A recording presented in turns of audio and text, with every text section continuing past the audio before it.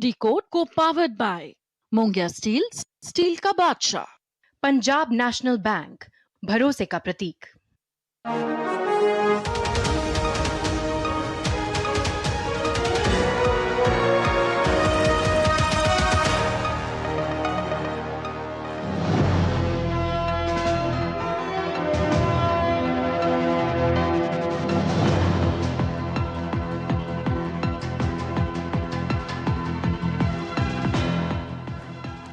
नमस्कार, मैं हूं सुधीर चौधरी और डिकोड के इस वीकेंड एडिशन में आपका बहुत बहुत स्वागत है। आज हम सबसे पहले आपको बताएंगे कि कैसे ममता बनर्जी ने अपने भतीजे अभिषेक बनर्जी के मोह में आकर अपनी पूरी पार्टी गंवा दी। टीएमसी में बगावत करने वाले सभी नेताओं की एक ही शिकायत है कि अभिषेक बनर्जी के अहंकार ने पूरी टीएमसी को बर्बाद कर दिया। पहले पश्चिम बंगाल में ममता बनर्जी की सिर्फ चुनावी हार हुई, लेकिन अब उनके नेताओं की बगावत के बाद उनकी नैतिक हार भी हो रही है। इसके बाद आपको दिखाएंगे कि वैभव सूर्यवंशी 15 साल की उम्र में ही अब भारतीय क्रिकेट टीम में खेलेंगे। लेकिन उससे भी दिलचस्प बात यह है कि जब वैभव टीम इंडिया के साथ आयरलैंड और इंग्लैंड के दौरे पर जाएंगे, तब उनके माता पिता भी उनके साथ इस दौरे पर जाएंगे और वैभव के माता पिता का पूरा खर्चा बीसीसीआई देगा। इसका कारण यह है कि वैभव अभी नाबालिग बच्चे हैं और इसलिए उनके माता पिता का साथ जाना जरूरी है। और ईरान युद्ध ने हमारा और आपका खर्च बढ़ाने के साथ साथ इस बार फुटबॉल के वर्ल्ड कप को भी पहले से कहीं ज्यादा महंगा बना दिया है। 96 वर्ष के इतिहास में इस बार का फीफा वर्ल्ड कप अब तक का सबसे महंगा आयोजन है। आज आपको बताएंगे कि कैसे इस भारी भरकम खर्च की वजह से वर्ल्ड कप के इतिहास में पहली बार दुनिया के 3 देश मिलकर इसे होस्ट कर रहे हैं।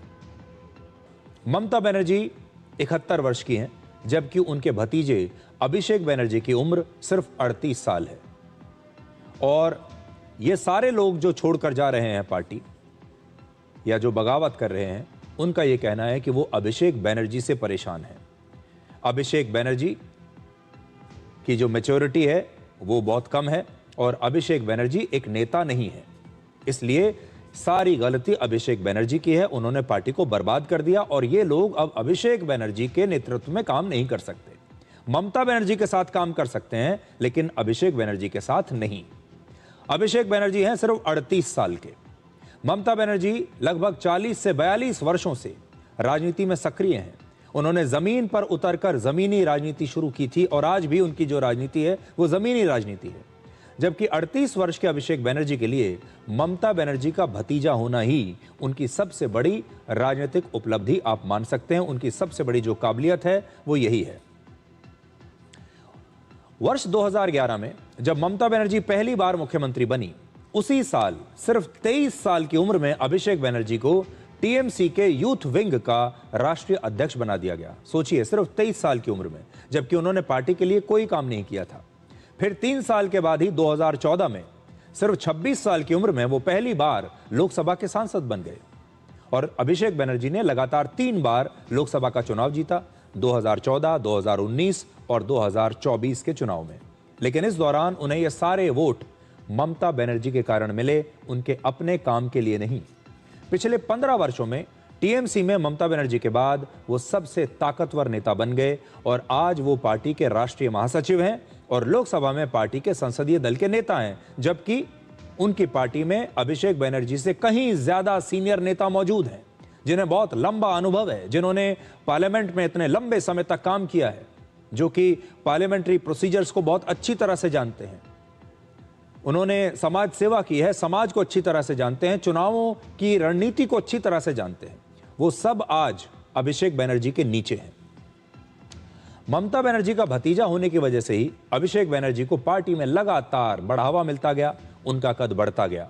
और पश्चिम बंगाल में चुनाव हारने के बाद ममता बनर्जी ने यह संकेत दिया था कि पार्टी का नेतृत्व अब अभिषेक बनर्जी संभालेंगे। लेकिन टीएमसी के वरिष्ठ नेता अभिषेक बनर्जी के नेतृत्व को मानने के लिए अब तैयार नहीं और इसीलिए टीएमसी में इतनी बड़ी बगावत हुई है। टीएमसी के बागी नेताओं का कहना है कि अभिषेक बनर्जी ही ये तय करते थे कि लोकसभा में क्या सवाल पूछना है, लोकसभा में कौन क्या करेगा और पार्टी की रणनीति क्या होगी। और जाहिर है, क्योंकि वो लोकसभा में संसदीय दल के नेता थे टीएमसी के, तो वही इन सारे बड़े बड़े नेताओं को लीड भी करेंगे। कि अभिषेक बनर्जी का ऑफिस क्वेश्चन भेजेगा और एमपी को वही क्वेश्चन जमा करना पड़ेगा, वही 0 आवर बोलना पड़ेगा। इसीलिए मेरा 7 साल का जो पार्लियामेंट का टेनियर है, पार्लियामेंट में ये सब पब्लिक डोमेन में आप नाम लिख के स्पेस देकर पीआरएस जैसे लिखेंगे, आप कितने डिबेट किए हैं, कितने क्वेश्चन किए हैं, ये सब आ जाएगा। तो जहाँ तक मेरा 7 साल में मैं 275 बार डिबेट में हिस्सा लिया। मेरा क्वेश्चन 823 है, नेशनल एवरेज 421 क्वेश्चन का। डिबेट में 168, नेशनल एवरेज मेरा 275 था। मगर मैं पिछले सत्र में एक भी क्वेश्चन डाला नहीं, क्योंकि वो क्वेश्चन भेजा जा रहा था। तो ये सब jamहूरियत के लिए हानिकारक है। ये तानाशाही को ताकतवर कर सकता है, jamहूरियत का पक्ष में नहीं है। तो राज्यसभा लोगों का जो अनुभव है, मुझे लगता है लोकसभा में ही सुने थे कि क्वेश्चन भेजा जा रहा है, बोला जा रहा है ये क्वेश्चन ही डालना पड़ेगा। तो ये सब तानाशाही में होता है। आज पार्टी का ये हालत इसलिए है क्योंकि एक व्यक्ति जिनका योग्यता नहीं है, एक पंचायत का इलेक्शन जीतने का, अगर ममता बनर्जी का नाम नहीं रहा, उन व्यक्ति को प्रतिष्ठित करने के लिए ममता दीदी ने पूरा पार्टी को साइड कर दिया, क्योंकि उनको प्रतिष्ठित करना है। उनको 7,11,000 वोट मिला था ये 2024 के लोकसभा में।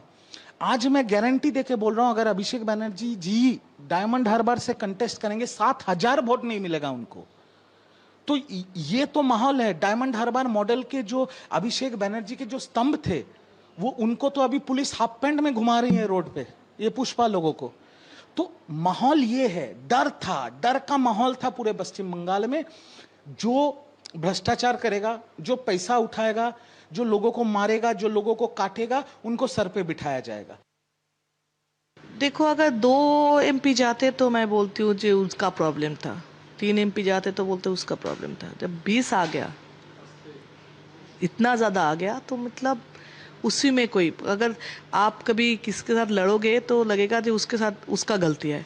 जब आपके साथ एक का झगड़ा होगा तो उसका गलती, दूसरे का। जब 10 के साथ आपका झगड़ा होगा तो आपका भी गलती है, आपका ही गलती है। तो ऐसे ही यहाँ पे भी 20 एमपी जब गए हैं, तो इतना लोगों का, इतना एमपीज का इतना प्रॉब्लम था, जो कभी रिकॉग्नाइज किया नहीं, जो कभी एड्रेस किया ही नहीं पार्टी ने, तो वही उसका ही रिजल्ट ये आया। तो इन सब नेताओं की बातें अगर आप सुने, जो टीएमसी के नेता हैं, और ये कोई विपक्ष के नेता नहीं है, सारे टीएमसी के नेता हैं, और इनकी बातें सुनने के बाद ऐसा लगता है कि टीएमसी की एक ही प्रॉब्लम है, और उस प्रॉब्लम का नाम है अभिषेक बनर्जी। इन्हें ममता बनर्जी से उतनी शिकायत नहीं है जितनी अभिषेक बनर्जी से है। और ममता बनर्जी अगर आज भी अभिषेक बनर्जी को पार्टी से अलग कर दें, तो हो सकता है ये सारे लोग ममता बनर्जी के साथ काम करने को तैयार हो जाएं। अब आपको राजनीति और नेताओं को लेकर ममता बनर्जी और अभिषेक बनर्जी की सोच का फर्क बताते हैं। भारतीय राजनीति में आपने अक्सर एक शब्द सुना होगा, पैराशूट पॉलिटिशियंस, यानी पैराशूट वाले नेता। इसका मतलब ऐसे वीआईपीज, अभिनेता, एक्टर्स, गायक, सेलिब्रिटीज या फिर बड़े बड़े खानदानों के जो बच्चे होते हैं, उनसे होता है, जिनके पास कोई राजनीतिक अनुभव नहीं होता, लेकिन राजनीति में उनकी एक वाइल्ड कार्ड एंट्री हो जाती है, सीधे डायरेक्ट एंट्री होती है बिना कोई काम किए। और इस प्रकार से ये जो सेलिब्रिटी नेता होते हैं, ये सीधे पार्टी में आ जाते हैं बिना कोई काम किए, जमीनी स्तर की राजनीति किए। अगर आप किसी बड़े खानदान के नहीं हैं, आप राजनीतिक खानदान के नहीं हैं, आप कोई बड़े सेलिब्रिटी नहीं हैं, एक्टर नहीं हैं, क्रिकेटर नहीं हैं, गायक नहीं हैं, तो आपको वर्षों नहीं दशकों तक जमीन पर काम करना पड़ेगा। पार्टी में एक मामूली कार्यकर्ता से आप शुरू करेंगे और हो सकता है 40-50 साल की उम्र आते आते आपको विधानसभा का टिकट मिल जाए। ये आम लोगों की बात है, लेकिन टीएमसी में कुछ और चलता था। अभिषेक बनर्जी जानबूझकर ऐसे लोगों को टीएमसी में लेकर आए जो असल में राजनीति में पूरी तरह से अनुभवहीन थे।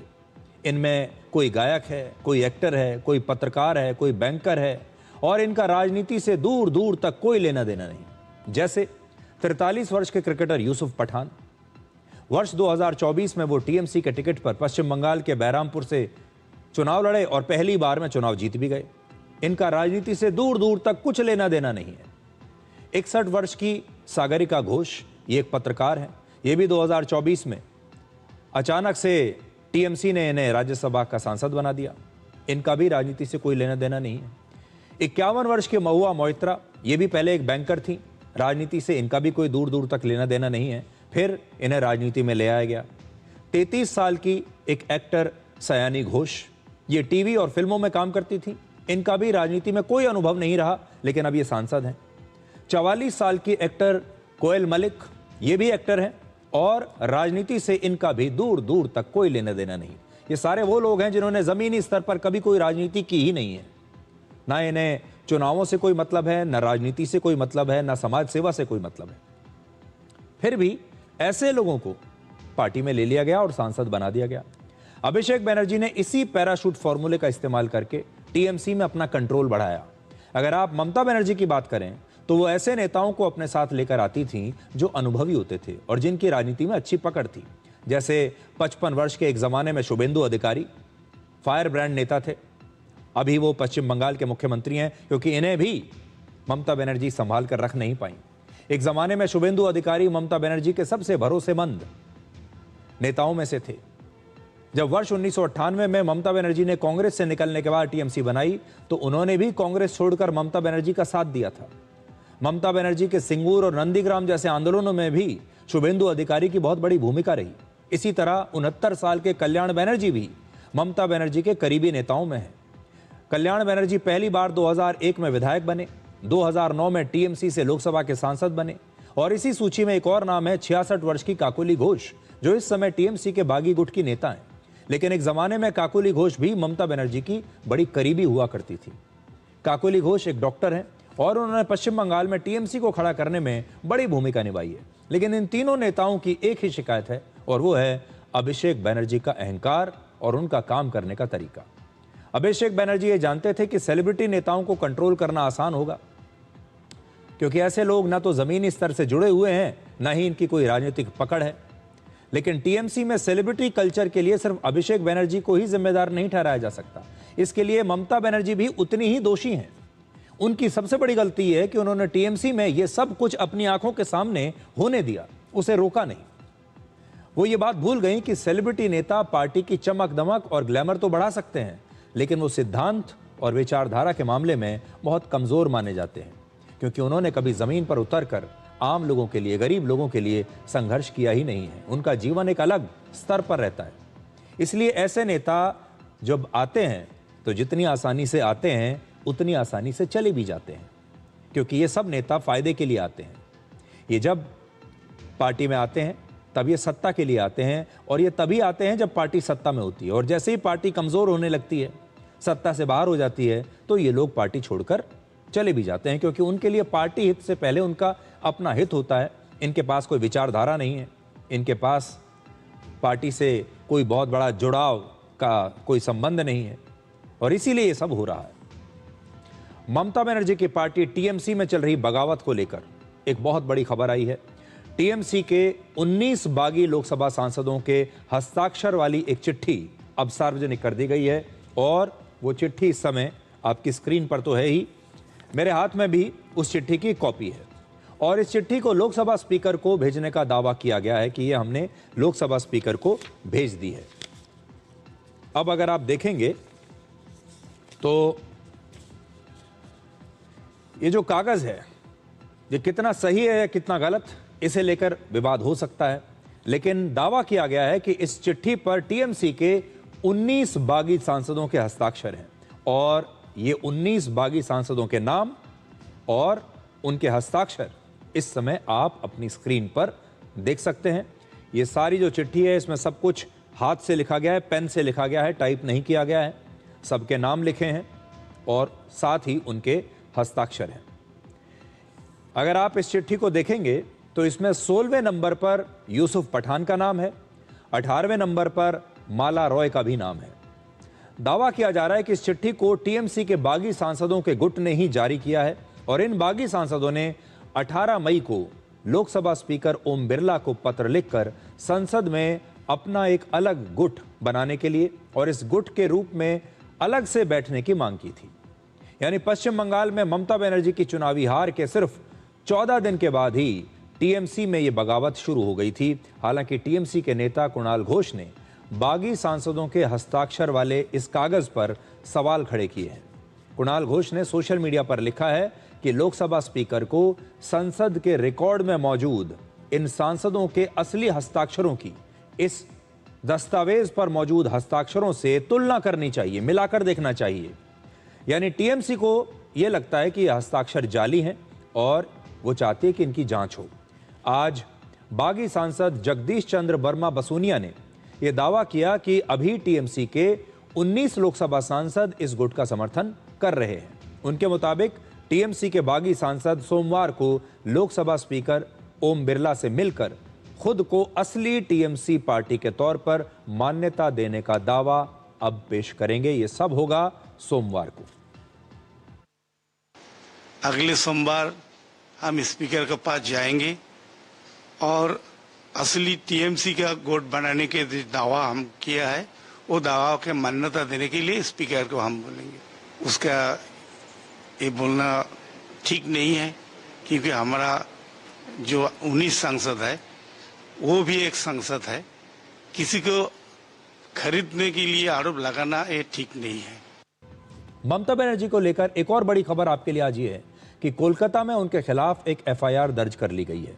उन पर विधानसभा चुनाव में चुनाव प्रचार के दौरान हिंदुओं के खिलाफ भड़काऊ भाषण देने का आरोप लगा है। उन पर आरोप है कि चुनाव प्रचार के दौरान उन्होंने ऐसा बयान दिया जो सांप्रदायिक तनाव पैदा कर सकता था। 20 मई को तुषार कांति दास नाम के एक शिकायतकर्ता ने कोलकाता के नेताजी नगर थाने में एक शिकायत दर्ज कराई, जिसे अब एफआईआर में बदल दिया गया है। शिकायत में यह आरोप लगाया कि ममता बनर्जी ने एक चुनावी सभा में सांप्रदायिक तनाव बढ़ाने वाला बयान दिया था और झूठे तथ्यों से दो समुदायों के बीच या समुदायों के बीच नफरत फैलाने की कोशिश की। पश्चिम बंगाल की पुलिस अब ममता बनर्जी के इस चुनावी भाषण की जांच करेगी। तो एफआईआर हो गई उनके खिलाफ। अब देखिए, दिल्ली में आज टीएमसी का दफ्तर भी बंद हो गया। दिल्ली में टीएमसी का यह दफ्तर 20 राजेंद्र प्रसाद रोड पर बागी गुट के सांसद पार्थ भौमिक के सरकारी बंगले से ऑपरेट होता था। दफ्तर बंद होने के बाद यहां लगे ममता बनर्जी और अभिषेक बनर्जी के सारे पोस्टर्स हटा दिए गए हैं और एक महीने में ममता बनर्जी की राजनीति और उनकी टीएमसी कितनी बदल गई है, आपको इस दफ्तर की 2 तस्वीरें देखने के बाद पता चल जाएगा। यह बगावत के बीच एक बड़ी तस्वीर है। अब बागी गुट के नेताओं को ममता बनर्जी और उनके भतीजे के पोस्टर मंजूर नहीं, जबकि एक महीने पहले तक ममता बनर्जी की राजनीति का दबदबा यहां दिखता था और इसी दफ्तर को दिल्ली में टीएमसी की राजनीति का केंद्र माना जाता था। आप देखिए, एक तस्वीर है 4 मई की और एक तस्वीर है अब की। अब टीएमसी के दफ्तर पर ताला लग चुका है। अब ममता बनर्जी ने अपने पार्टी कार्यालय को राज्यसभा सांसद नदीम उल हक के सरकारी बंगले में शिफ्ट कर दिया है। अब उनका जो नया बंगला होगा, उनका जो नया कार्यालय होगा, वो यहां होगा। एक और सांसद हैं उनके, अब उनको कहा गया है कि आप अपना घर हमें दे दीजिए और अब यहां टीएमसी का कार्यालय बनेगा दिल्ली में। तो ममता बनर्जी की जो पार्टी है, हमने देखा इससे पहले बहुत सारी पार्टियां टूटी हैं, लेकिन जिस गति के साथ, जिस स्पीड के साथ ममता बनर्जी की पार्टी टूट रही है, जिस प्रकार से वो वाष्पित हो रही है, हवा में घुल रही है, ऐसा पहली बार देखने को मिल रहा है। पश्चिम बंगाल के फाल्ता में पुलिस ने अभिषेक बनर्जी के बहुत ही करीबी रहे जहांगीर खान की सड़क पर परेड निकाली। इस दौरान जहांगीर खान टी-शर्ट और हाफ पैंट पहने हुए था। जहांगीर खान पर जबरन वसूली, चुनाव के दौरान हिंसा और ईवीएम से छेड़छाड़ जैसे कई बड़े आरोप हैं और फाल्ता वही सीट है जहां से जहांगीर खान इस बार भी चुनाव लड़ा था और इस इलाके में उसका बड़ा दबदबा माना जाता है, क्योंकि वो इस इलाके से विधायक था। जिस जहांगीर खान का पश्चिम बंगाल में एक जमाने में इतना खौफ हुआ करता था और वो इस इलाके का डॉन हुआ करता था, आज उसकी हालत ऐसी हो गई कि अब वहां के लोग उसके पास जा जाकर आज उसके वीडियोस बना रहे थे, तस्वीरें ले रहे थे। अब पश्चिम बंगाल की जनता के बीच जहांगीर खान का डर बिल्कुल समाप्त हो चुका है। जो छोटा मोटा डर बचा भी होगा, वो आज पश्चिम बंगाल की पुलिस जब जहांगीर खान को इस तरह सड़क पर परेड कराकर ले गई, तो वो सारा डर अब दया में तब्दील हो चुका होगा। तस्वीरें देखिए।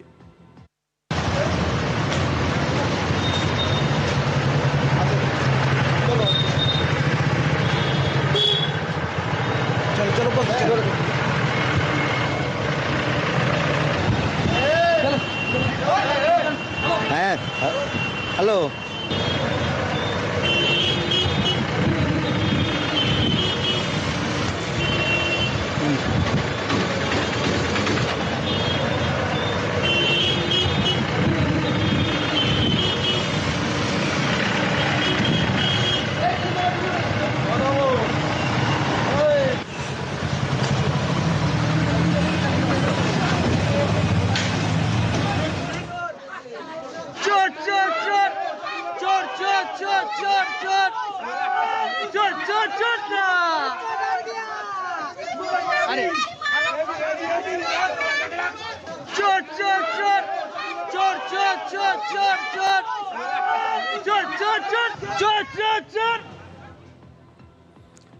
तो देखिए लोग कैसे जहांगीर खान को चोर चोर कहकर बुला रहे हैं, कैसे सरेआम अब उसका अपमान हो रहा है।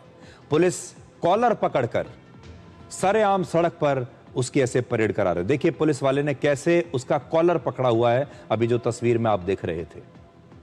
इसलिए जो पाप होता है, जो डर होता है, वो एक ना एक दिन ऐसे ही समाप्त होता है। और कैसे आज देखिए पीछे पीछे लोग इस डॉन का, इतने बड़े अपराधी का, जिसका डर हुआ करता था, आज उसके वीडियोस बन रहे हैं, लोग तस्वीरें बना रहे हैं और देखिए कैसे लोग खुश हो रहे हैं। अब आपको चुनाव के दौरान इसी जहांगीर खान द्वारा बोले गए कुछ मशहूर डायलॉग सुनवाते हैं। एक वीडियो में वो खुद को पुष्पा बता रहा है। তা খেলা তো ওরা শুরু করেছে, শেষটা কিন্তু আমরা করব। খেলা তো ওরা শুরু করেছে, কিন্তু শেষটা আমরা করব। তাই পিকচার আবি বাকি মেরা দোস্ত, पुष्पा झुकेगा नहीं। मुझे याद है चुनाव से ठीक पहले एक आईपीएस अफसर और पुलिस वहां पर पहुंचे थे और उन्होंने चेतावनी दी थी इसी अपराधी को, इसी जहांगीर खान को, कि आप लोगों को डराना धमकाना बंद कर दीजिए, आप वोटर्स को डराना धमकाना बंद कर दीजिए। और तब इसने खुली चुनौती पुलिस को दे दी थी। उस समय ये व्यक्ति और इसके जो लोग थे वो कहते थे कि हम किसी पुलिस से नहीं डरते, पुलिस के अंदर इतनी हिम्मत नहीं कि हमारे बारे में, हमारे खिलाफ कोई एक्शन ले सके। और ये बात सही भी थी, पुलिस की इतनी हिम्मत ही नहीं थी कि पुलिस इसे हाथ भी लगा सके। लेकिन तब ममता बनर्जी की सरकार थी। ममता बनर्जी की सरकार के दौरान ये कैसे कहता था कि पिक्चर अभी बाकी है, और सरकार बदलते ही देखिए क्या हालत आ गई जहांगीर खान की। अब आपको भारत के विदेश मंत्री एस जयशंकर का एक ऐसा बयान हम दिखाना चाहते हैं जो आज पूरी दुनिया में ट्रेंड कर रहा है।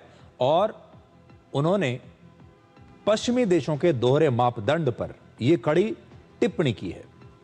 विदेश मंत्री एस जयशंकर ने कहा है कि भारत ऊर्जा, सुरक्षा और जरूरत के आधार पर रशिया से तेल खरीदने का फैसला करता है।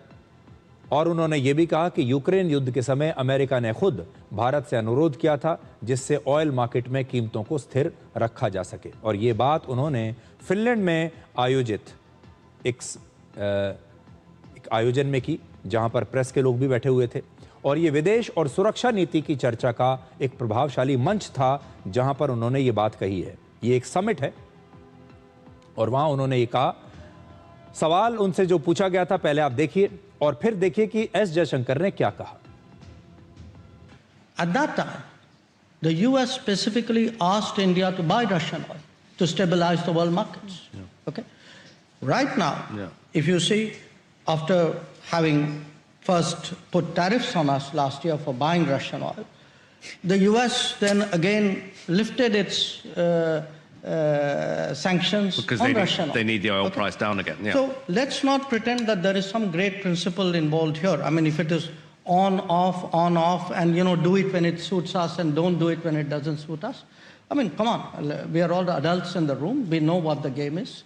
So I don't think making this about sanctimony is really warranted. Since you spoke about moral ambiguity, I would say this, no European country has been attacked with Indian weapons. I wish I could say that for European weapons vis-a-vis India. So keep that in mind. Europeans sell weapons which are used to attack India. Not now, for many, many years. We Indians have never done anything to endanger Europe.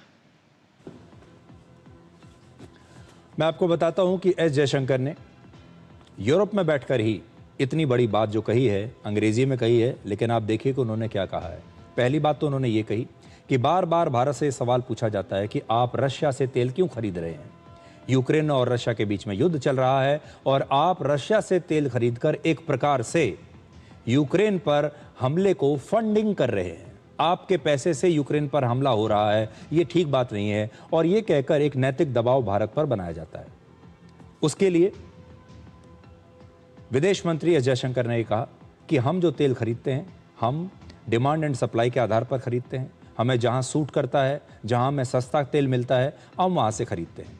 दूसरा, वो ये कहते हैं कि America जब तेल की कीमतों को स्टेबलाइज करना चाहता है, स्थिर रखना चाहता है, तो खुद भारत से कहता है कि अब आप रशिया से तेल खरीद लीजिए ताकि जो तेल का बाजार है वो स्थिर रहे। और फिर अमेरिका रशिया से तेल खरीदने के मामले पर ही भारत के ऊपर सैंक्शन भी लगा देता है। तो ये ऑन ऑफ की जो राजनीति है ये नहीं चल सकती और पूरी दुनिया जानती है कि ये राजनीति कैसे हो रही है तेल के ऊपर। तो उन्होंने पहली बात तो उन्होंने ये कही कि रशिया से हम तेल खरीदते हैं, इसका नैतिक दबाव हमारे ऊपर मत डालिए। दूसरा, उन्होंने कहा कि ये नैतिकता की बात यूरोप ना करे तो अच्छा है। उन्होंने ये कहा कि आपने कभी सुना है कि यूरोप में हिंसा करने के लिए, यूरोप के लोगों को मारने के लिए कभी किसी मेड इन इंडिया, भारत में बने हथियार का इस्तेमाल हुआ हो? लेकिन भारत में हिंसा करने के लिए यूरोप में बने बहुत सारे हथियारों का इस्तेमाल होता है। तो आज क्या यूरोप पर यह नैतिकता का दबाव डाला जाए कि आप ऐसे लोगों को हथियार बेच रहे हैं जो भारत में आकर हमारा खून बहाते हैं? बहुत दिनों के बाद ऐसा हुआ है। आप याद कीजिए, इससे पहले जब ऐसे मुश्किल सवाल हमारे देश के विदेश मंत्री या नेताओं से पूछे जाते थे तो हम चुप रह जाते थे, हमारे पास जवाब नहीं होता था। लेकिन 2014 के बाद से, जब से भारत की विदेश नीति बदली है, एस जयशंकर खासतौर पर जब विदेश मंत्री के तौर पर कहीं बाहर जाते हैं और बाहर यूरोप के पश्चिमी देशों के ये मंच हैं, पूछने वाले भी लोग वहीं के हैं, प्रेस के लोग भी वहीं के हैं, पूरा जो इकोसिस्टम है वहीं का है। लेकिन एस जयशंकर वहीं उनके मुंह पर बैठकर, सामने चेहरे पर उनके देखते हुए, उनकी आंखों में आंखें डालते हुए उन्हें बताते हैं कि हमसे नैतिकता की बात कम से कम आप तो ना ही करें। और फिर पूरा हॉल शांत हो जाता है, क्योंकि इस प्रकार की भाषा में इन लोगों से इससे पहले कभी भारत के किसी नेता ने बात ही नहीं की। और आपने देखा जब एस जयशंकर ने ये बात कही तो सारे लोग एकदम चुप बैठ गए। इस पूरे हॉल में एक शांति सी छा गई, किसी के पास कहने के लिए कुछ था ही नहीं। उन्होंने सोचा नहीं था कि एस जयशंकर सीधे उनके सामने बैठकर उन्हें यह जवाब दे देंगे और आईना दिखा देंगे। तो यह है यूरोप। अब हम आपको हिंदू ग्रोथ रेट का पूरा सच आज बताना चाहते हैं। आपको याद होगा, प्रधानमंत्री मोदी ने 10 जून को एनडीए की बैठक में हिंदू ग्रोथ रेट का जिक्र किया था। उन्होंने बताया था कि कैसे कांग्रेस पार्टी ने दशकों तक हमारे देश में धीमी विकास दर के लिए हिंदुओं को जिम्मेदार ठहराया था। लेकिन सच्चाई यह है कि कांग्रेस ने अपनी नाकामी छिपाने के लिए पूरी दुनिया को हिंदू ग्रोथ रेट की एक काल्पनिक कहानी बताई। आप भारत के आर्थिक इतिहास के इस विश्लेषण को आज ध्यान से देखिए। आप में से बहुत सारे लोगों को ये समझ में शायद नहीं आया होगा, लेकिन प्रधानमंत्री मोदी ने अपने उस भाषण में एक बहुत महत्वपूर्ण मुद्दे को उठाया है जो आज आपको ठीक से समझना चाहिए, क्योंकि इस विश्लेषण से आज आप समझ पाएंगे कि भारत के विकसित राष्ट्र न बनने के लिए कौन जिम्मेदार है। हम भी तो दूसरे देशों की तरह अब तक विकसित देश बन सकते थे, हम भी तो अब तक अमीर देश बन सकते थे, हमारे भी सारे पूरे देश में हर व्यक्ति गरीबी रेखा से बाहर हो सकता था। लेकिन क्यों नहीं हुआ, कभी आपने सोचा है? तो आज मैं आपको उसका जवाब देता हूं कि इसके लिए कौन जिम्मेदार है। वर्ष 1700 में दुनिया की जीडीपी में भारत की हिस्सेदारी 24.4% थी। यह याद रख लीजिए, 24.4%। यानी दुनिया की हर 4 रुपए की कमाई में लगभग 1 रुपया भारत से आता था, भारत की अर्थव्यवस्था से आता था। 24%, 24.5% हमारा शेयर था दुनिया की जीडीपी में। लेकिन अंग्रेजों के शासन में धीमी आर्थिक वृद्धि के कारण आजादी का समय आते आते वर्ष 1947 में दुनिया की अर्थव्यवस्था में भारत की हिस्सेदारी घटकर सिर्फ 4.2% रह गई। तो सोचिए, कहां 24.5% हिस्सेदारी हमारी थी दुनिया के अर्थव्यवस्था में और कहां 1947 में घटकर रह गई 4.2%। आंकड़े बताते हैं कि वर्ष 1850 से 1947 के बीच भारत की औसत जीडीपी विकास दर सिर्फ 0.55% थी। यह भी आप याद रखिएगा, जीडीपी विकास दर हमारी जो थी 0.55% थी, जो आज 7-7.5% के आसपास रहती है। इस दौरान अमेरिका, यूरोप और जापान में औद्योगिक क्रांति हुई और इन देशों में जीडीपी विकास दर बहुत ज्यादा उस समय था। इस समय ये जो युग की जो मैं बात कर रहा हूं, पश्चिमी देशों में औसत विकास दर 4% से ज्यादा होती थी, जहां हमारी 0.5% थी। जब भारत आजाद हुआ उस समय भारत और चीन की अर्थव्यवस्था लगभग बराबर थी, लेकिन पिछले 78 वर्षों में चीन की अर्थव्यवस्था भारत से लगभग 5 गुना ज्यादा बड़ी हो चुकी है। वर्ष 1950 में भारत की अर्थव्यवस्था 21 लाख करोड़ रुपए की थी और चीन की अर्थव्यवस्था 23 लाख करोड़ रुपए की थी, यानी लगभग दोनों की बराबर थी 1950 में। वर्ष 2000 आते आते भारत की अर्थव्यवस्था बढ़कर हुई लगभग 211 लाख करोड़ रुपए, जबकि चीन की अर्थव्यवस्था पहुंच गई 394 लाख करोड़ रुपए पर। 2025 में भारत की अर्थव्यवस्था बढ़कर हो गई 384 लाख करोड़ रुपए, लेकिन चीन की अर्थव्यवस्था बढ़कर हो गई 1872 लाख करोड़ रुपए। कितना बड़ा अंतर हो गया। इस तरह से धीरे धीरे चीन की अर्थव्यवस्था भारत से लगभग 5 गुना ज्यादा हो गई। लेकिन आखिर ऐसा क्या हुआ जिससे चीन की अर्थव्यवस्था इतनी बड़ी हो गई, चीन इतनी तेजी से विकास करता गया और हम पीछे रह गए, जबकि हमारी जो शुरुआत थी 1950 में लगभग एक जैसी थी। ऐसा चीन ने क्या किया जो हमने नहीं किया? अब आप भारत और चीन के जीडीपी विकास दर की तुलना का एक दिलचस्प आंकड़ा देखिए। 1970 के दशक में भारत की जीडीपी विकास दर लगभग 4% से लेकर 5% के बीच थी, जबकि चीन की विकास दर थी औसतन 7.4%। इसके बाद 3 दशकों तक यानी 30 साल तक भारत की जीडीपी विकास दर लगभग 6% के आसपास रही, जबकि चीन की विकास दर 10% से भी ज्यादा हो गई। 3 दशकों में चीन बहुत तेजी से भारत से आगे निकल गया और इन 30 वर्षों में ज्यादातर समय भारत में कांग्रेस या गठबंधन की सरकारें थीं। इसके बाद वर्ष 2010 में भारत और चीन की अर्थव्यवस्था की विकास दर लगभग बराबर हो गई, लेकिन सबसे बड़ा बदलाव 2014 के बाद आया, जब भारत की विकास दर चीन से भी आगे निकल गई। इस समय भारत की विकास दर 7.7% है और चीन की विकास दर 4.4% है। आजादी के बाद 1950 से लेकर 1980 के दशक तक भारत की विकास दर सबसे कम थी।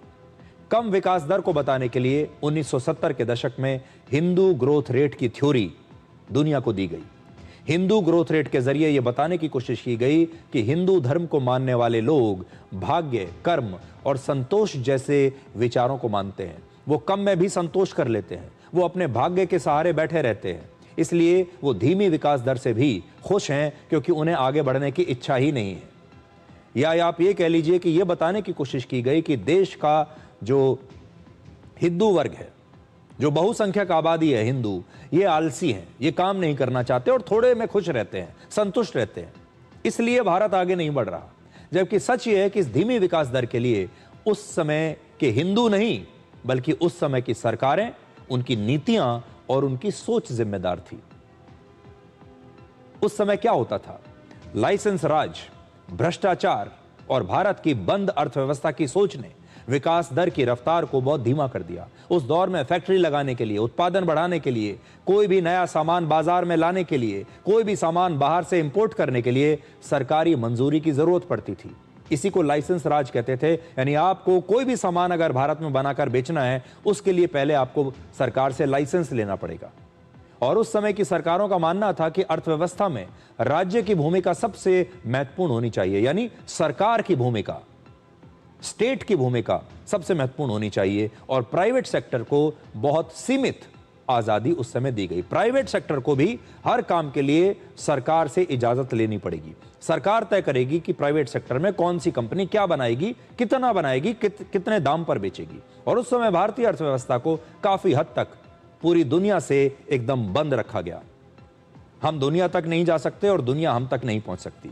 जबकि इसी दौरान कई एशियाई देशों ने अपनी अर्थव्यवस्था को पूरी दुनिया के लिए खोल दिया था, जिसको हम इकोनॉमिक लिबरलाइजेशन कहते हैं। वर्ष 1991 में भारतीय अर्थव्यवस्था को दुनिया के लिए खोला गया जब नरसिम्हा राव आए, और इस तरह जिन आर्थिक सुधारों को कई एशियाई देशों ने 1970 और 80 के दशक में अपना लिया था, भारत ने बहुत देर कर दी और उन्होंने 1991 में अपनाना शुरू किया। इस तरह सोने की चिड़िया कहलाने वाले देश भारत के धीमे विकास के लिए सबसे पहले तो अंग्रेज जिम्मेदार थे, और उसके बाद अंग्रेजों के बाद जो सरकार आई वो थी कांग्रेस की सरकार, वो इसके लिए जिम्मेदार है। और नाम दे दिया गया हिंदू ग्रोथ रेट का, कि हिंदू काम नहीं करना चाहते, हिंदू बहुत ही संतुष्ट कौम है, और हिंदुओं की वजह से, क्योंकि हमारे देश में बहुसंख्यक आबादी हिंदुओं की है, इसलिए भारत आगे नहीं बढ़ पा रहा। तो ये है हिंदू ग्रोथ रेट की थ्योरी। आप में से बहुत सारे लोग जो उस पीढ़ी के होंगे जिन्हें 1970, 1980 और 90 का जमाना याद होगा, वो आज इस कहानी को बहुत अच्छी तरह से समझ भी पाएंगे और आज उन्हें अपने पुराने दिन याद आ गए होंगे। हमारे देश में टोटल फर्टिलिटी रेट घटकर 1.9 पर आ गया है। यानी इस समय जो भारत का फर्टिलिटी रेट है वो ऐसा है कि भारत की जनसंख्या कुछ समय के बाद कम होनी शुरू हो जाएगी। भारत में युवाओं की संख्या कम हो जाएगी और जो वृद्ध हैं उनकी संख्या बढ़ती चली जाएगी, क्योंकि जो लोग वृद्ध हो रहे हैं और जिन लोगों की मृत्यु हो रही है उन लोगों के बराबर अब बच्चे पैदा नहीं हो रहे हैं, क्योंकि भारत में लोगों ने बच्चे पैदा करना बहुत कम कर दिया है। और जो प्रति महिला अभी बच्चे पैदा करने की जो औसत है भारत में वो हो गई है 1.9, और इसका मतलब यह है कि अब जो हमारी आबादी है उसे हम रिप्लेस भी नहीं कर सकते। रिप्लेस करने के लिए भी ये जो दर है ये 2.1 होनी चाहिए, लेकिन हम उससे भी नीचे आ गए हैं 1.9 पर। लेकिन ये जो 1.9 हमारा जो ये दर गिरा है टोटल फर्टिलिटी रेट, अगर इसमें हम हिंदुओं और मुसलमानों के का एक तुलना करें तो क्या होगा। तो आज हम ये विश्लेषण करेंगे कि कैसे हिंदुओं में टोटल फर्टिलिटी रेट मुसलमानों के मुकाबले कम है और इसका ही असर देश के टोटल फर्टिलिटी रेट पर पड़ रहा है। नेशनल फैमिली हेल्थ सर्वे के मुताबिक हमारे देश में वर्ष 1992 और 93 के दौरान हिंदुओं की टोटल फर्टिलिटी रेट जो है वो 3.3 थी, जबकि उस समय मुसलमानों का टोटल फर्टिलिटी रेट था 4.4। तो सोचिए, हिंदुओं का है 3.3 और मुसलमानों का है 4.4, मतलब औसतन एक हिंदू महिला 3.3 बच्चों को जन्म दे रही है अपने जीवन काल में, लेकिन एक मुस्लिम महिला 4.4 बच्चों को जन्म दे रही है औसतन।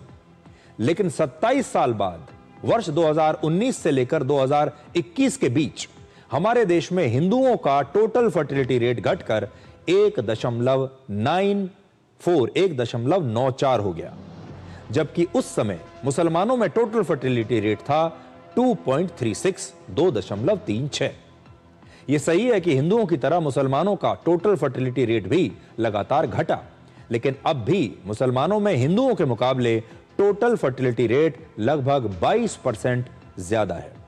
मुसलमानों का टोटल फर्टिलिटी रेट हिंदुओं के मुकाबले ज्यादा होने की वजह से हमारे देश में अब हिंदुओं की आबादी लगातार घट रही है।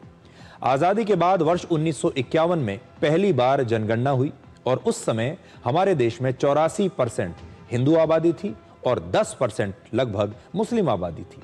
उसके बाद से भारत में हिंदुओं की आबादी लगातार घट रही है, मुसलमानों की बढ़ रही है। हमारी जो आखिरी जनगणना हुई वो हुई थी 2011 में और उस समय हमारे देश में हिंदुओं की आबादी 79% पर आ गई और मुसलमानों की आबादी 14.2% पर आ गई, बढ़ गई। मतलब यानी पहली जनगणना से आखिरी जनगणना के बीच 60 वर्षों में हिंदुओं की आबादी 5% घट गई और मुसलमानों की आबादी 4.5% बढ़ गई। देश में इस समय फिर से अब जनगणना हो रही है और इससे हो सकता है कि हिंदुओं की आबादी में एक बड़ी गिरावट आ जाए। अभी जो नए आंकड़े आएंगे उसमें आपको देखने को हो सकता है मिले कि हिंदुओं की आबादी और भी कम हो गई है और मुसलमानों की जो आबादी है हो सकता है आपको फिर से बढ़ती हुई दिखाई दे। यहां ध्यान देने वाली बात यह कि हमारे देश में हिंदुओं की आबादी 79% इस समय है। ऐसे में अगर हिंदुओं के टोटल फर्टिलिटी रेट में थोड़ा सा भी गिरावट आया तो इसका असर पूरे देश के औसत टोटल फर्टिलिटी रेट पर पड़ेगा। इसलिए ऐसा लगेगा कि भारत का टोटल फर्टिलिटी रेट अब गिर रहा है, बड़ी गिरावट आ रही है, जबकि सच ये है कि हिंदुओं की जनसंख्या वृद्धि दर में ज्यादा बड़ी गिरावट हो रही है। और अब एक छोटा सा ब्रेक, और ब्रेक के बाद कुछ और खबरों को आपके लिए डिकोड करेंगे।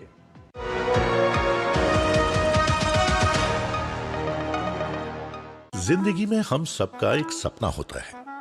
सपना अपनी दुनिया बसाने का, अपना एक घर बनाने का। और जब इस सफर में कोई अपना साथ दे तो सपने साकार हो ही जाते हैं।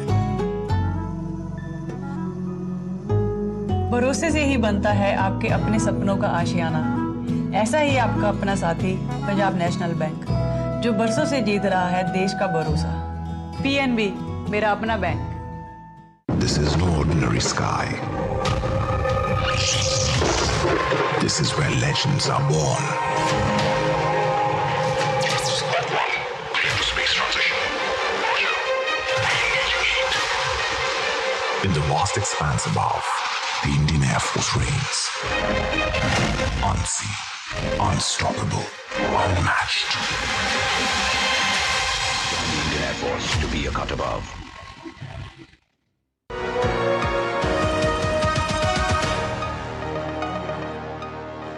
क्रिकेट में आए एक बड़े सुखद बदलाव के बारे में बताते हैं। प्रतिभा परिवर्तन लाती है और नया इतिहास भी बनाती है, और टीम इंडिया के प्रतिभाशाली खिलाड़ी वैभव सूर्यवंशी भी इसी तरह अब एक नया इतिहास बना रहे हैं। वैभव सूर्यवंशी भारतीय क्रिकेट टीम में शामिल होने वाले अब सबसे युवा खिलाड़ी बन गए हैं, और 6 जून को जैसे ही भारत की क्रिकेट टीम में उनके सिलेक्शन की खबर आई तो बिहार के समस्तीपुर के ताजपुर गांव में उनके मोहल्ले में मिठाई बांटी गई और आसपास के लोगों ने इकट्ठा होकर जश्न मनाया।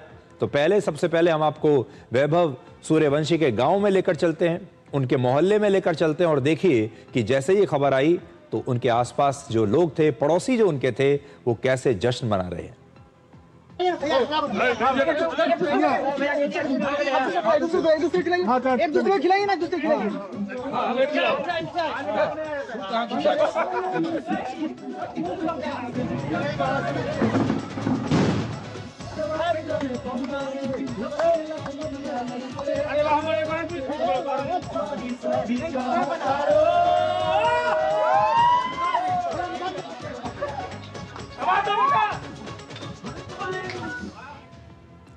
तो देखिए, बिहार के समस्तीपुर में एक छोटे से गांव में रहने वाला एक लड़का आज भारतीय क्रिकेट टीम में खेलेगा, इतना बड़ा स्टार वो बन गया है। वैभव सूर्यवंशी का सिलेक्शन टीम इंडिया में सिर्फ 15 वर्ष और 71 दिन की उम्र में हुआ है। 15 साल 71 दिन उनकी उम्र है। इससे पहले वर्ष 1989 में जब सचिन तेंदुलकर का सिलेक्शन हुआ था टीम इंडिया में, तब उनकी उम्र थी 16 वर्ष 194 दिन, और इस मामले में वैभव सूर्यवंशी ने सचिन का ये 36 वर्ष पुराना रिकॉर्ड तोड़ दिया है, और 15 साल की उम्र में अब वो भारत की क्रिकेट टीम में खेलेंगे। सचिन तेंदुलकर ने अपना पहला टेस्ट मैच 16 वर्ष और 205 दिन की उम्र में, और अपना पहला वनडे इंटरनेशनल मैच 16 वर्ष 238 दिन की उम्र में पाकिस्तान के खिलाफ खेला था। अगर वैभव सूर्यवंशी इसी महीने टीम इंडिया में खेलते हैं तो वो भारत के लिए अंतर्राष्ट्रीय क्रिकेट खेलने वाले सबसे युवा खिलाड़ी बन जाएंगे। भारत की टीम इसी महीने की 26 और 28 तारीख को आयरलैंड के खिलाफ 2 T20 मैच खेलेगी, और इसके बाद टीम इंडिया इंग्लैंड के दौरे पर जाएगी, और वैभव सूर्यवंशी का सिलेक्शन इन दोनों ही सीरीज के लिए किया गया है, यानी पहले वो आयरलैंड जाएंगे और फिर वो इंग्लैंड जाएंगे। लेकिन सबसे दिलचस्प खबर अभी बाकी है, और वो ये है कि BCCI ने कहा है कि वैभव सूर्यवंशी इस समय नाबालिग हैं, क्योंकि उनकी उम्र 18 साल से कम है। इसीलिए इस दौरे पर उनके माता पिता भी उनके साथ जाएंगे, और माता पिता का पूरा खर्चा BCCI उठाएगा। BCCI आमतौर पर खिलाड़ियों के माता पिता को टीम के साथ दौरे पर जाने की अनुमति नहीं देता। कई बार जब सीरीज बहुत लंबी होती है तो खिलाड़ियों को कुछ दिनों के लिए अपनी पत्नी या पार्टनर्स को साथ ले जाने की इजाजत दे दी जाती है, लेकिन ऐसा हमेशा नहीं होता। वैभव सूर्यवंशी की उम्र सिर्फ 15 साल है, और उनके बाद टीम में सबसे युवा खिलाड़ी 23 साल के नीतीश कुमार रेड्डी हैं। वहीं भारतीय टीम में उम्र में सबसे बड़े खिलाड़ी जो हैं वो हैं वरुण चक्रवर्ती, जिनकी उम्र है 34 साल। तो वैभव 15 साल के हैं। उनके बाद जो सबसे कम उम्र के खिलाड़ी हैं नीतीश 23 साल के, और वरुण चक्रवर्ती की उम्र सबसे ज्यादा है इस समय टीम में 34 साल। वैभव को छोड़कर टीम इंडिया के खिलाड़ियों की औसत उम्र लगभग 28 वर्ष है। यानी वैभव और टीम इंडिया में उनके साथियों की उम्र के बीच लगभग पूरी एक पीढ़ी का अंतर है। वैभव के साथ उनके माता पिता का जाना भारतीय क्रिकेट की बदलती सोच का संकेत है, क्योंकि हम अक्सर भूल जाते हैं कि टीवी पर खतरनाक बैटिंग करते हुए दिखने वाला यह खिलाड़ी अभी सिर्फ 15 साल का बच्चा है। जब वैभव सूर्यवंशी क्रीज पर होते हैं तो विरोधी टीम के बॉलर्स को टीम इंडिया की जर्सी और हेलमेट के पीछे एक बहुत खतरनाक बैट्समैन दिखाई देगा, जो बेरहमी से दुनिया के बेहतरीन गेंदबाजों की पिटाई करता है और बॉल को सीधे बाउंड्री के पार पहुंचा देता है। आईपीएल में हमने ये सब कुछ होते हुए देखा, और आईपीएल में बड़े बड़े बॉलर्स ने उनके खिलाफ जब बॉलिंग की तो उन्हें वैभव के हेलमेट के पीछे सिर्फ एक खतरनाक बल्लेबाज दिखाई देता है। लेकिन उस खतरनाक बल्लेबाज के पीछे 15 साल का एक मासूम बच्चा भी है, जिसे मैदान में कोच की जरूरत है और मैदान के बाहर अपने माता पिता के प्यार की, उनके दुलार की और देखभाल की जरूरत है। आज के दौर में एक खराब पारी सिर्फ स्कोर बोर्ड पर नहीं दिखती, सोशल मीडिया पर ट्रेंड करती है, और पहले के मुकाबले आज के खिलाड़ियों पर कहीं ज्यादा दबाव है। और सोचिए, एक 15 साल का बच्चा इस इतने जबरदस्त दबाव के बीच अंतर्राष्ट्रीय क्रिकेट खेलने वाला है। ऐसे में अगर भारतीय क्रिकेट यह मान रहा है कि वैभव को कोच के साथ साथ माता पिता की भी जरूरत है, तो इसका स्वागत होना चाहिए। वैभव के साथ उनके माता पिता का जाना सिर्फ एक सुविधा नहीं है, बल्कि एक बहुत बड़ा भावनात्मक सहारा है जिसकी जरूरत हर बच्चे को होती है। ये एक संदेश है कि प्रतिभा को सिर्फ ट्रेनिंग नहीं, भावनात्मक सहारे की भी जरूरत होती है, प्यार और देखभाल की भी जरूरत होती है। और शायद यही भारतीय परिवारों की सबसे बड़ी ताकत है, क्योंकि 15 साल की उम्र में आप भारत के लिए क्रिकेट खेल सकते हैं, लेकिन आपको अपनी मां के प्यार और पिता के सहारे की जरूरत तब भी पड़ती है। जिस उम्र में हमारे देश के बच्चे, ज्यादातर बच्चे अपने स्कूल की टीम में खेलने की कोशिश करते हैं, उस उम्र में वैभव सूर्यवंशी अब भारत की क्रिकेट टीम में खेलेंगे। और वैभव की सफलता में उनके पिता संजीव सूर्यवंशी की एक बहुत बड़ी भूमिका रही है। का सिलेक्शन हुआ, बचपन से बहुत मेहनत किया और वो मेहनत का भी फल मिल रहा है और देश के लिए खेलने का सौभाग्य प्राप्त हुआ है।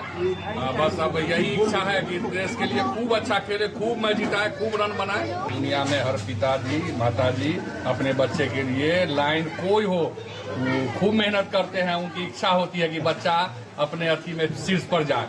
हमारा भी यही इच्छा था, बच्चा बचपन से मेहनत किया है। दिल से धन्यवाद देंगे, प्रणाम करेंगे कि वो बच्चा पर विश्वास आदि बीसीसीआई के सेलेक्टर जताया है, बस उस विश्वास पर वैभव को खरा उतरना है। इतना खुशी मुझे आज है और मुझे क्या पूरा देशवासी को खुशी है, और यह सब मेरा इसी बाबू का देन है। मेरा बाबू ने मेहनत किया, मेरा पोता निकल गया। धन्यवाद। तो देखिए, पूरा परिवार कितना खुश है, और सबसे अच्छी बात यह है कि वैभव के साथ अब वैभव के माता पिता भी आयरलैंड और इंग्लैंड की सीरीज में उनके साथ जाएंगे। भारत के क्रिकेट फैंस और पूरी दुनिया के बड़े बड़े एक्सपर्ट्स अब वैभव सूर्यवंशी की पहली अंतर्राष्ट्रीय पारी का इंतजार कर रहे हैं। बहुत बड़ा टैलेंट है, बहुत अच्छा लगा जितना भी थोड़ा बहुत मौका मिला आईपीएल में देखने का, इसको खेलते हुए बड़ा अच्छा लगा। अभी बहुत सफ़र लंबा है। हाँ, टैलेंट की कोई कमी नहीं है, उसके हुनर इतना है कि बहुत कम बच्चे खेल पाते हैं इस लेवल की क्रिकेट का। जस्ट वांट टू से गुड लक टू हिम। अपने आप को संभाल के रखें तो और भी बेहतर होगा, क्योंकि अभी तो ये ज़िंदगी शुरू हुई है। I think we should let him be. He's just 15-year-old, and I don't think he'll bother too much about pressure. And that's what we get to see him in the IPL. But then obviously playing for India is different. तो वैभव अभी तक IPL में खेल रहे थे, आप सब ने भी उन्हें आईपीएल में जोरदार बल्लेबाजी करते हुए देखा है, लेकिन भारत के लिए टेस्ट टीम में खेलना, भारत के लिए अंतर्राष्ट्रीय क्रिकेट में खेलना कहीं ज्यादा गंभीर और बड़ी चुनौती है। लेकिन साथ ही हम ये भी कहेंगे कि वैभव की उम्र को देखते हुए उन पर ज्यादा दबाव न डालते हुए देश के क्रिकेट फैंस को उन्हें एक बड़ा खिलाड़ी बनने के लिए अभी समय देना चाहिए। जैसा कि भारत के दो पूर्व कप्तानों ने यह कहा कि अभी तो उनकी शुरुआत है, अभी तो सिर्फ 15 साल की उनकी उम्र है, अभी तो उन्हें अपने आप को संभाल कर रखना है। और इतनी कम उम्र में जब वो इतने बड़े अंतर्राष्ट्रीय दबाव में खेलेंगे तो ये दबाव सहने की आदत उन्हें धीरे धीरे आएगी। इसलिए अपनी उम्मीदों का इतना भार भी उनके ऊपर मत डालिएगा कि उनके कंधे झुकने लगें अभी से। दिलचस्प बात यह है कि जब 1989 में सचिन तेंदुलकर पाकिस्तान के दौरे पर गए थे पहली बार, तब वो भी नाबालिग थे। उनकी उम्र भी 16 वर्ष के आसपास थी और उनके बड़े भाई अजीत तेंदुलकर तब उनके साथ गए थे। सचिन भी एक नाबालिग थे, सचिन भी एक बच्चे ही थे। और ऐसे में तब उनके बड़े भाई पाकिस्तान गए थे उनके साथ। तब सचिन तेंदुलकर की उम्र सिर्फ 16 वर्ष और उनके बड़े भाई की उम्र लगभग 26 साल थी। इसीलिए बीसीसीआई के कॉन्ट्रैक्ट पर भी सचिन के भाई अजीत तेंदुलकर ने ही हस्ताक्षर किए थे, क्योंकि सचिन उस समय बालिग नहीं हुए थे और वो बीसीसीआई के साथ जो उनका कॉन्ट्रैक्ट हुआ था उस पर हस्ताक्षर भी नहीं कर सकते थे। एक छोटा बच्चा था 16 साल का, तो भाई ने हस्ताक्षर किए और भाई ही इस सीरीज में सचिन तेंदुलकर के साथ गया। और यह बात खुद सचिन ने अपनी बायोग्राफी में लिखी है, जिसका नाम है प्लेइंग इट माई वे। और अब एक छोटा सा ब्रेक, और ब्रेक के बाद कुछ और खबरों को आपके लिए डिकोड करेंगे।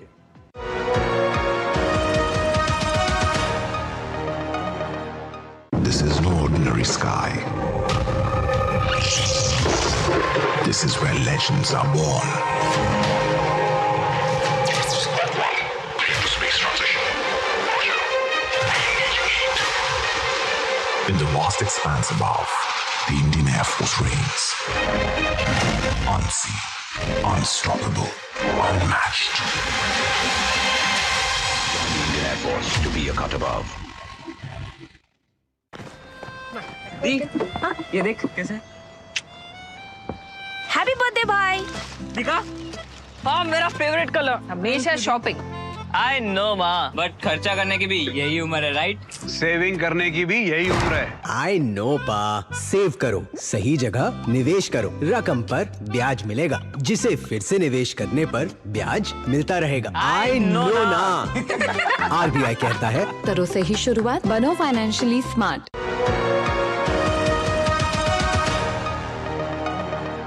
फुटबॉल का विश्व युद्ध, आप इसे एक प्रकार से कह सकते हैं, फीफा वर्ल्ड कप शुरू हो रहा है।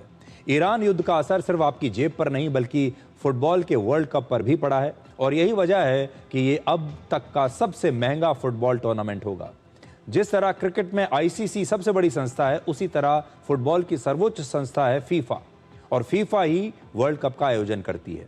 इस बार का वर्ल्ड कप अब तक का सबसे बड़ा टूर्नामेंट है, क्योंकि पहली बार इसमें दुनिया के 48 देश शामिल होंगे, और वर्ष 1998 से 2022 तक सिर्फ 32 देश ही इसमें खेलते थे। अब अगले 39 दिनों तक, यानी 20 जुलाई तक, पूरी दुनिया की 48 टीमों के बीच कुल मिलाकर 104 मैच होंगे। वर्ल्ड कप के इतिहास में पहली बार दुनिया के 3 देश, अमेरिका, कनाडा और मेक्सिको, मिलकर इस वर्ल्ड कप की मेजबानी कर रहे हैं, और फीफा के मुताबिक यह अब तक का सबसे बड़ा और सबसे महंगा वर्ल्ड कप हो सकता है। इस वर्ल्ड कप में मैचों के आयोजन पर 62,500 करोड़ रुपए खर्च होंगे।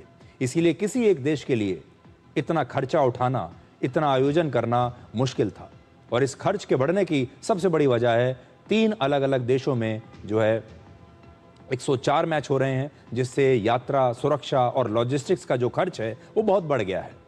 हालांकि इस टूर्नामेंट से लगभग 86,000 करोड़ रुपए का रेवेन्यू मिलने का भी अनुमान है। इस बार प्राइज मनी लगभग 6,300 करोड़ रुपए होगी, जो पिछले वर्ल्ड कप से 50% ज्यादा है। इस बार चैंपियन टीम को लगभग 480 करोड़ रुपए की प्राइज मनी मिलेगी और रनर अप टीम को लगभग 300 करोड़ रुपए।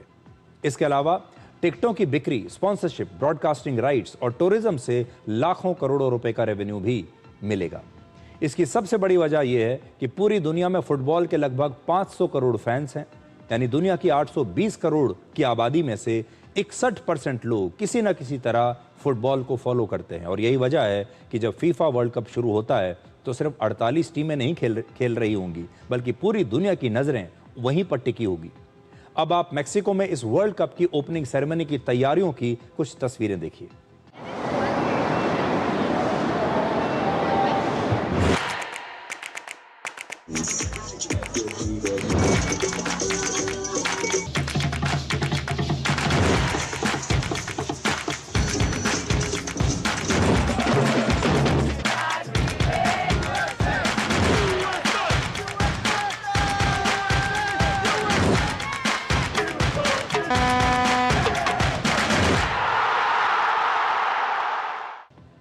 इस बार वर्ल्ड कप में लगभग 1250 फुटबॉलर्स के खेलने की उम्मीद है और दिलचस्प बात यह है कि इस टूर्नामेंट के सबसे उम्र दराज खिलाड़ी की उम्र लगभग 43 वर्ष होगी और सबसे युवा खिलाड़ी की उम्र लगभग 17 वर्ष है। और इन दोनों की उम्र के बीच लगभग 25 वर्ष यानी पूरी एक या कह लीजिए एक से भी ज्यादा पीढ़ी का अंतर है। लेकिन इस बार एक बड़ा विवाद टिकटों की कीमत को लेकर शुरू हो गया है। वर्ल्ड कप के फाइनल मैच का सबसे महंगा टिकट लगभग 31.5 लाख रुपए का होगा और इस मैच के सबसे सस्ते टिकट की कीमत होगी लगभग 2 लाख रुपए। वर्ल्ड कप के फाइनल मैच का सबसे सस्ता टिकट एक भारतीय की लगभग 11 महीने की औसत तनख्वाह के बराबर है। भारत में सबसे ज्यादा ब्राजील और अर्जेंटीना के समर्थक हैं और अगर आप भी अपनी टीम को सपोर्ट करने के लिए मैक्सिको, अमेरिका या कनाडा जाना चाहते हैं तो अभी से अपना बजट जरा चेक कर लीजिए, देख लीजिए। ये वर्ल्ड कप दुनिया का सबसे बड़ा फुटबॉल टूर्नामेंट होगा। इसकी शुरुआत 96 वर्ष पहले साल 1930 में उरुग्वे में हुई थी और ये वर्ल्ड कप उरुग्वे ने ही तब जीता था। इसके बाद हर 4 साल में वर्ल्ड कप का आयोजन होने लगा।